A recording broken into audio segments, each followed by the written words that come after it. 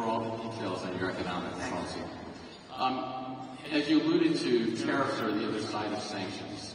And given that China is our major trading partner with our largest imbalance and possibly our chief national security threat to the United States, how can we better institutionalize trade policy and national security policy to be coordinated?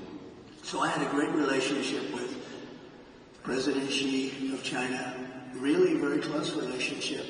Now, she likes China, I like us, so I don't want to sound foolish. He was my dear, dear friend. He's a tough guy. He's a fierce person. I say very smart. You know, when you say he's smart, the fake news goes crazy. He said, President Xi is smart. And I say, you know, he controls 1.4 billion people with an iron fist. He's smart. But we had a very good relationship with China until COVID. And when that came in, it was a whole different ballgame as far as I was concerned. You know, we made a great China trade deal, maybe better than the USMCA, and I'd never talk about it because what happened with COVID for the whole world, $60 trillion and, you know, deaths, 70 million, 60, nobody even knows how many deaths. And it all came out of Wuhan, so it changed my relationship. But I think I'll have a great relationship with China. I had one before, and they respected us, but they respected us because they no longer thought we were fools. They used to think we were fools because we built China.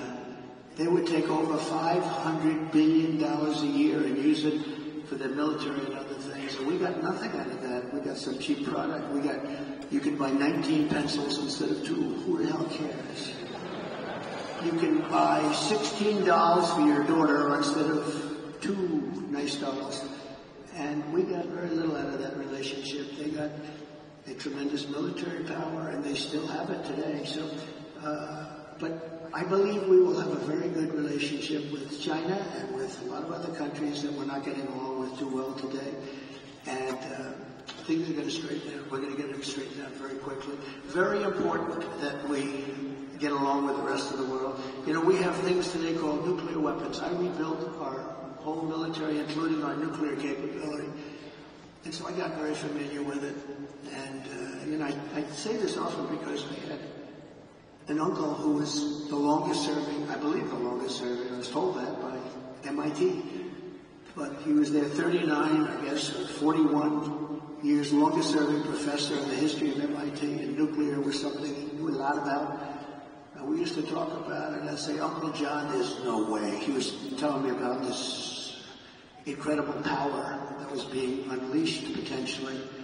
And I say, Uncle John, you could never. And you know what? He was very modest, because I've seen the destructive capability, and this world is going to have to get along, because if that's ever unleashed, we already have too many countries that have at least remnants of it, some of it. But probably 5 countries, if you think. Kim Jong-un, when I went to the White House after winning in 2016, I sat with President Obama, which is a ritual. And you sit and you talk. And I said, what's the biggest problem? He said, North Korea is the biggest problem. I don't think it's solvable. I said, have you tried calling him or talking to him? Actually, the answer was yes, and he wasn't responded to.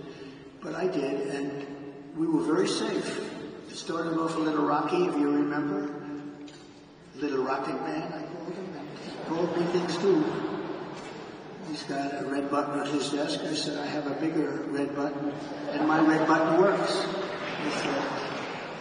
And then it started getting a little nicer, and then one day I got a call that they'd like to meet, and it was a great thing. We had a great meeting. We had 2 meetings, actually 2 great meetings, summits.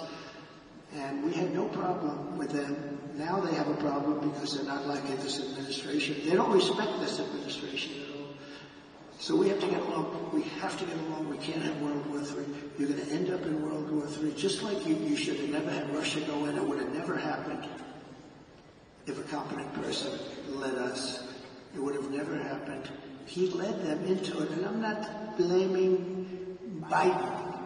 But you know what? What he was saying was exactly the wrong thing. I said, we're going to have an invasion because of a lot of the rhetoric. It was stupid rhetoric. But it would have never happened, not only for that reason. Oil was down low. You know, oil was almost at $100 a barrel. So Putin is one of the only people. I mean, nothing's easy in life. But Putin at $100 a barrel, war works. At $40 a barrel, that didn't work at all. So we're going to get back to a intelligently run place, a place where other countries aren't using the word nuclear. That word was never talked about during because I knew the power of it. And I talked to Putin about it. I talked to President Xi about it. I think we were going to do, you remember the talk where we were going to reduce nuclear capability substantially. All three of us, we were going to reduce very substantially. And then we had the election, and after the election, they didn't talk about that or anything else, frankly. But we have to be very, very careful, because the destructive capability of nuclear, when people talk about global warming, I say the ocean is going to go down 1/100th of an inch within the next 400 years. That's not our problem. Our problem is nuclear warming, and we better be smart, and we better have smart people at the top that know how to deal, because these people don't know how to deal.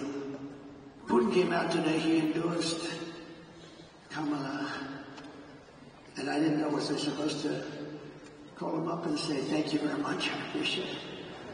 But he endorsed Kamala. I have a feeling, I don't know. I don't know exactly what to say about that. I don't know if I'm insulted or he did me a favor. But we have to get along with the world. We can't have war, because the destructive capability, you can be the head of the biggest bank wherever the hell Jamie is sitting. You can be the head of the biggest bank in the world, and a couple of nukes in your bank doesn't mean a thing. You gotta get along, because this is such an important job. It's a dangerous job too. Very dangerous job. If you look at statistically, being president is very dangerous. That throbbing feeling I have. Oh, that throbbing feeling. Now it's a very dangerous job, and you have to do it right. And if you don't do it right, bad things will happen to the world. Things like you've never seen before. Okay, thank you very much. Thank you. John Paulson behind me to your right, Mr. President. Hi, John. First, let me thank you for your presentation.